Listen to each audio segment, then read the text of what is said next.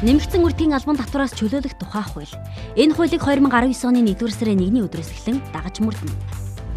Ойжуулалт, цэцэрлэгжүүлэлт, ойн аж ахуйн арга хэмжээний ажил болон импортоор оруулж байгаа бойлонгоос бусад түвшний зориултын мод, туушин чиглэлийн нэмгэн давхаргатай хавтан ОСБ, стандартын дагуу хийгдсэн угсрахад бэлэн модон барилгын угсармал хийцийг нэмэгдсэн үрдгийн албан татвараас 2019 оны 1-р сарын 1-ээс 2022 оны 12-р сарын 31-ний өдөр хүртэлх хугацаанд чөлөөлөхөр боллоо.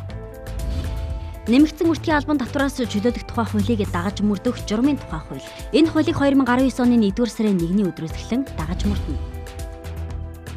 Ойжуулалт, цэцэрлэгжүүлэлт, ойн аж ахуйн арга хэмжээний ажил болон импортоор оруулсан туушин чиглэлийн нэмгэн давхаргатай хавтан ОСБ, стандартын дагуу хийгдсэн угсрахад бэлэн модон барилгын угсармал хийцэд 2018 оны 1-р сарын 1-ний өдрөөс эхлэн 2019 оны 1-р сарын 1-ний өдрөг хүртэлх хугацаанд ногдуулсан нэмэгдсэн үрдгийн албан татварыг татвар төлөгчид буцаан олгоно.